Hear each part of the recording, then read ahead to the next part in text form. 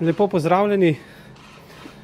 Glede na to, da smo sredi tretjega vala in da smo zaradi tega in zaradi obremenjenosti zdravstva omejili javno življenje, sem se seveda danes zglasil v največji slovenski bolnišnici, kjer obravnavajo tako največ ne-covid pacientov, kot ta trenutek tudi največ covid pacientov.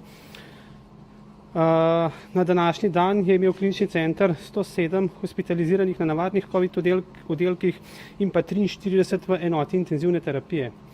Ker v tem tretjem valu bistveno hitreje rastejo potrebe po intenzivnih posteljah kot v drugem valu, smo se seveda pogovarjali o tem, kako v naslednjih dneh in pa tednih zagotoviti zadostno število kapacitet za paciente, ki potrebujejo intenzivno terapijo iz razloga covida. Tako smo ugotovili, da seveda bo klinični center, kolikor bo potrebno in zagotovo bo vsaj eno fazo treba narediti, širil covid kapacitete na dveh obstoječih lokacijah. Ena je v DTS-u, kjer je ta trenutek že 28 intenzivnih pacientov, in pa druga lokacija, infekcijska klinika, kjer bodo praviloma ponovno respiracijski center po potrebi spremenili nazaj v covid intenzivno.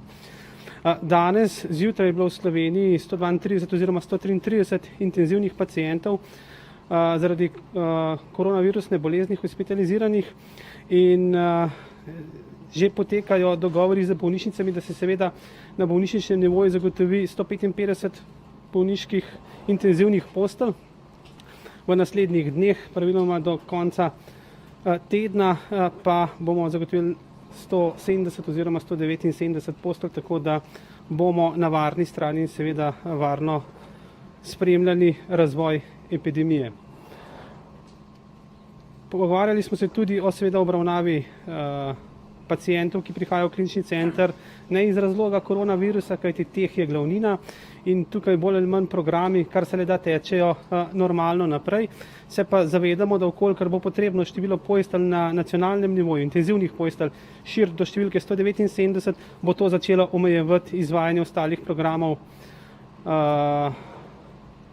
se pravi, ki ne obravnavajo pacientov s koronavirusom, kajti velik del kadra je v intenzivnih enotah dodatno involviran, kajti v intenzivni enoti rabiš vsaj 3-krat toliko medicinskih sester kot na navadnem oddelku.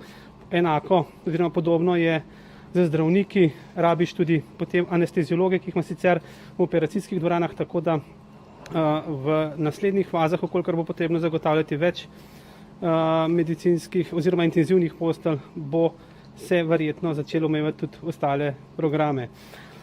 Kar se tiče zaloge so zaenkrat zadostne, tako po preverbi kisika v Sloveniji, kot tudi ostale osebne varovalne opreme in pa aparatur, ki jih potrebujejo za intenzivno zdravljenje.